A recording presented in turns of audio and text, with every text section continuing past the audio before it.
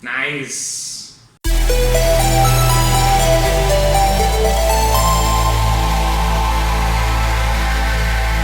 Greetings Wanderer, this is Atlas here and welcome to The Void.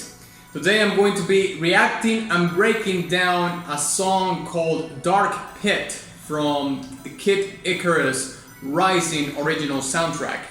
This is a very special request because it comes from one of my Subscribe Star supporters, and his name is Digapol Gamer, and the comment says, if I were to suggest another one, it would be one of my favorite game original soundtracks of all time, and it would be a track from the Kid Icarus Uprising. So yeah, thank you very much for your request and of course your incredible support. I am not familiar with this particular game. I don't even know if this is a franchise or not in terms of if this Kid Icarus has like many games or not. I don't really know anything about it. So, of course, I'm always open to discover new music, new video games for that matter, through the music, of course. So, onward! Okay, Dark Pit from Kid Icarus Uprising. Boom.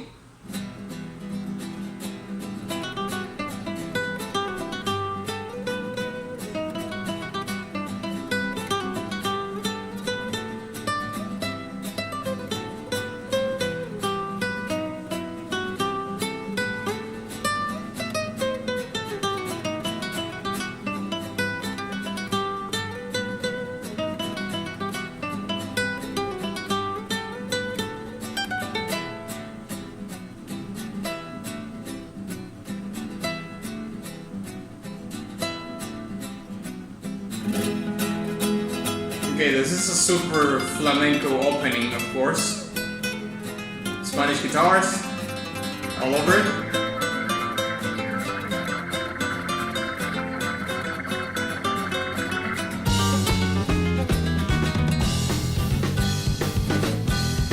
Progressive flamenco.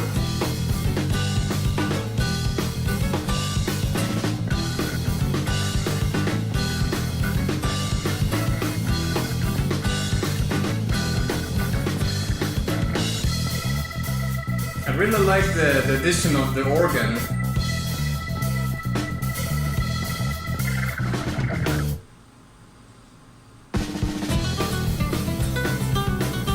Great use of silence there.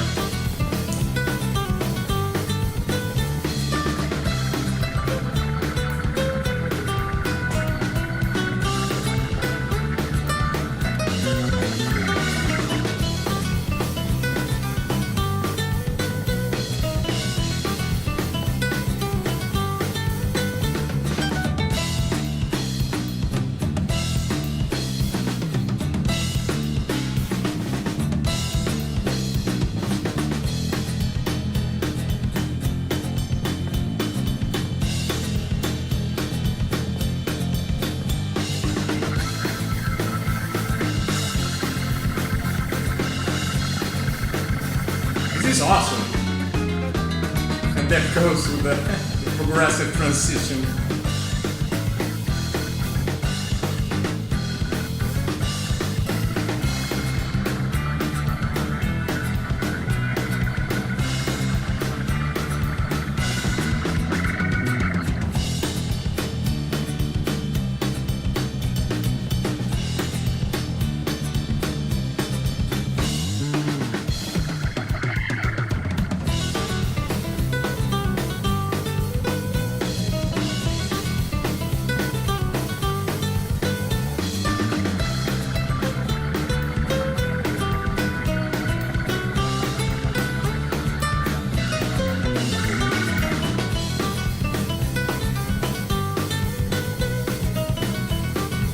This might be the leitmotif for a character or a place or something.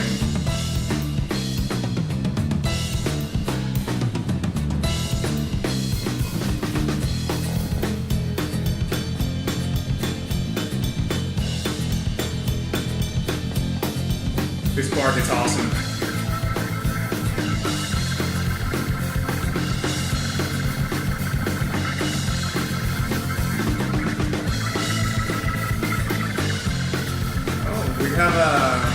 the solo.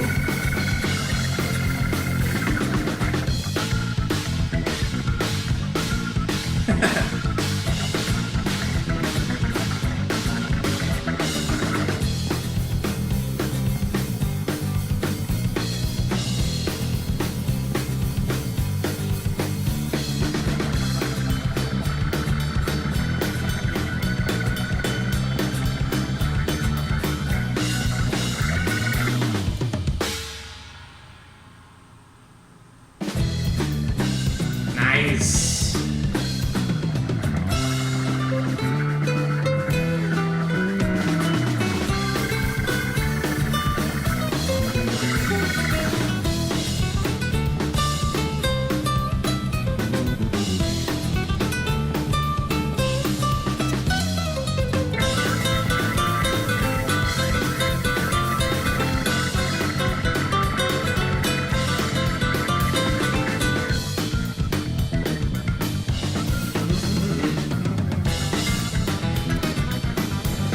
So groovy.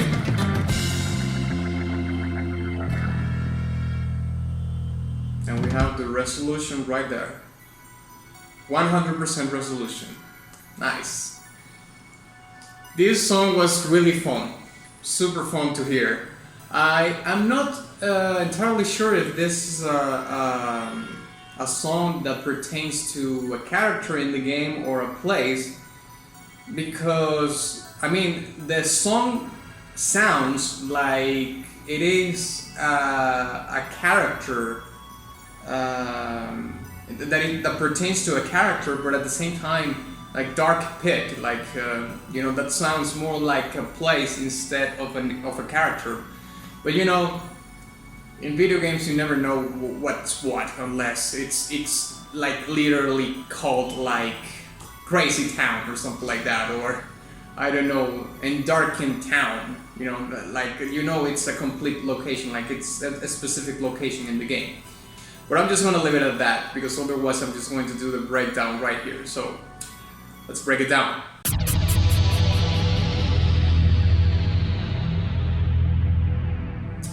Okay, so I want to start by saying that this track is, to me, essentially it is a flamenco progressive rock song. The progressive elements are, you know, there to embellish the song and gives the song more variation and more interesting touches.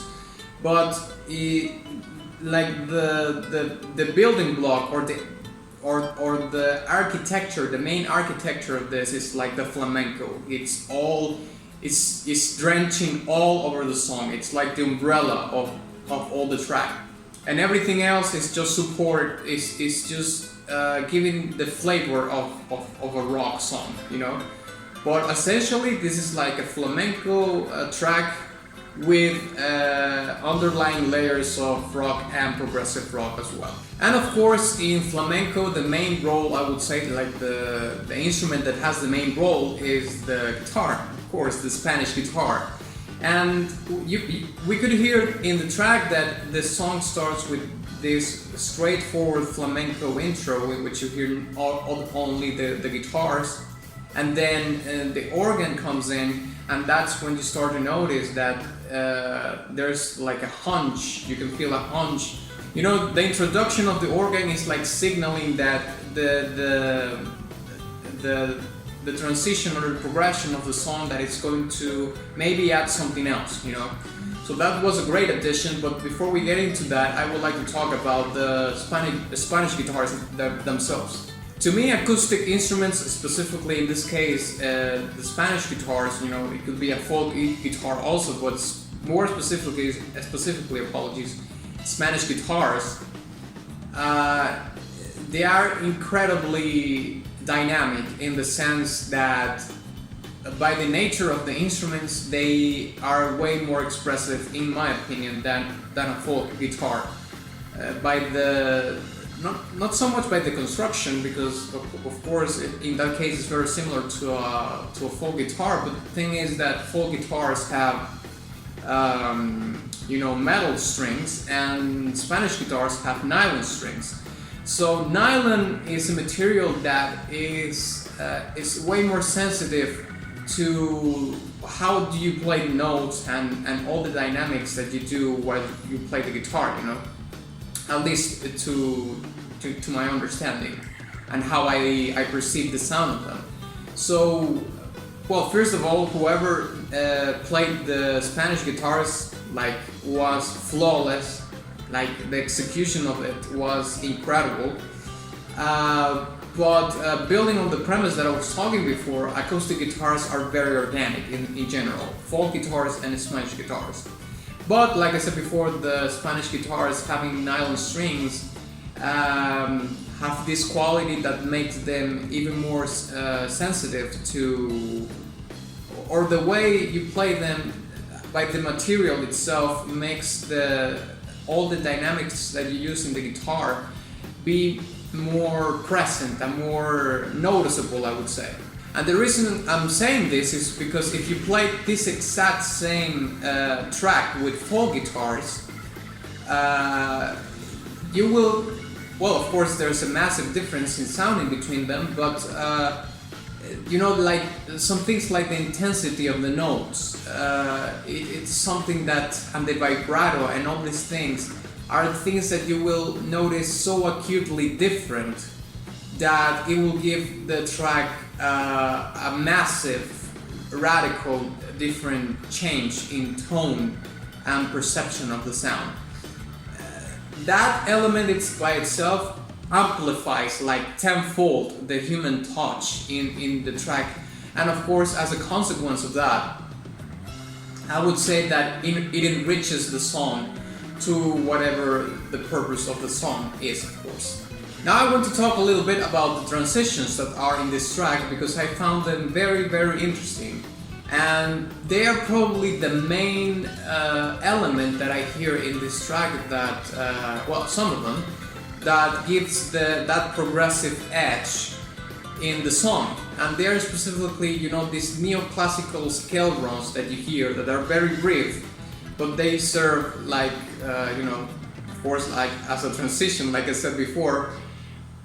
But of course, it gives the song a little a layer of variety, a layer of, you could say, complexity, because yes, they are not so easy to play, of course, but I don't like to think about music in terms of complexity or not. I like to play. I like to you know, understand or translate music in terms of what's the purpose of it and what it's trying to communicate, right?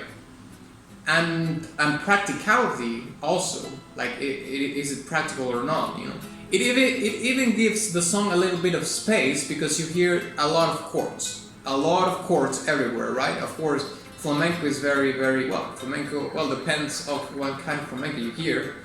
There is some flamenco that is, well, generally is very, very chord progression heavy, of course, and rhythmically it can be extremely simple or extremely difficult.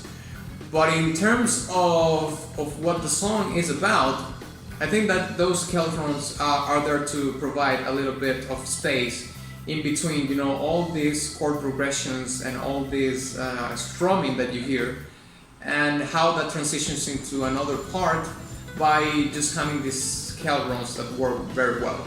And speaking of space, there's also silences in the track that serve as a transition resource in the track itself.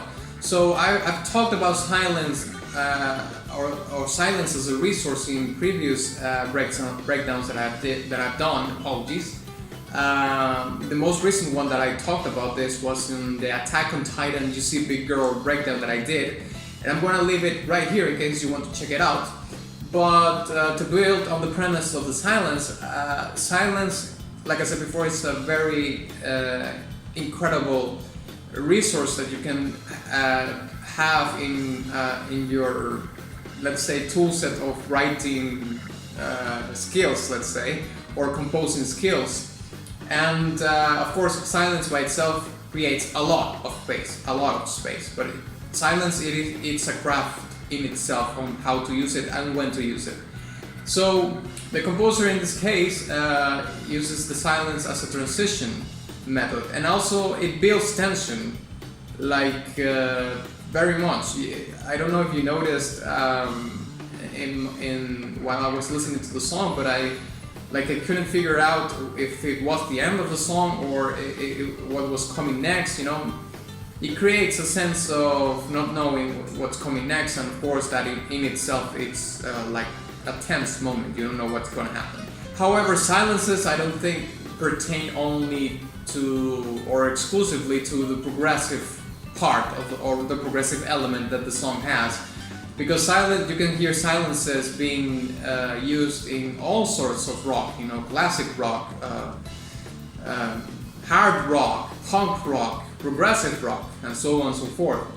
So I would say that the progressive touches, you know, brushes here and there, are provided by this neoclassical scale drums that you hear here and there, and also some groovy parts that you hear as a transition. But I would say that the silence is more of an umbrella kind of thing that embarks, well, of course, not only rock music, but since this track is so influenced by rock, by the beat of the drums and the bass and the organ you hear, I would say that it's like an umbrella thing all over rock.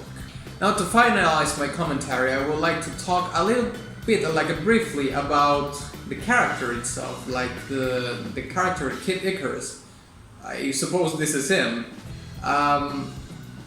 You know, this track also has an element of air, and that's what I'm seeing in this particular picture. Like, it's in the cloud. Like, you have this a Cupid kind of character that flies as it's in the clouds and so on and so forth.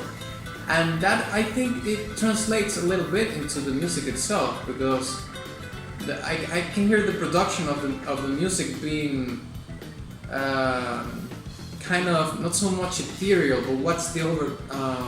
Yeah, for lack of a better word, I'm gonna go with ethereal. But if I remember the other term that I was looking for, I'm gonna put it in the video. Let's say, you know, above the earth, like it's flying, it's on the air, you know, it's ethereal. So there's a little bit of that in not only you know, the character, the sound of the guitars, you know, the strumming of the guitars and the chord progressions and the specific mixing of the track also have that sense of airiness, if you will. I don't know if that's a term or not, like a word, but I'm gonna use it anyway. And I think that, yeah, it certainly has a little bit of that feel in the track itself. It's very unconspicuous, but I think it's definitely there. So yeah, I think I'm gonna give this track a silver badge, a very high silver badge. It was a very fun song. Very interesting mixing in between genres. I loved that it was like a flamenco song with this underlying rock and progressive rock elements, you know, underlying the main entrance, let's say, or the main chorus, let's say, of, you know, like this is a flamenco track with all these elements that are supporting the flamenco that's going on in the song, but are from different genres as a whole. So yeah, thank you very much for watching this video. If you enjoyed it, please give it a like and share it with your friend. Also, please don't forget to visit my Patreon or Subscribe Star in case you want to make your request to have more priority, and of course my Ko-fi profile in case you want to make a one-time contribution, and my Teespring shop where you can get merch and all that jazz. And of course, ex nihilo nihil fit.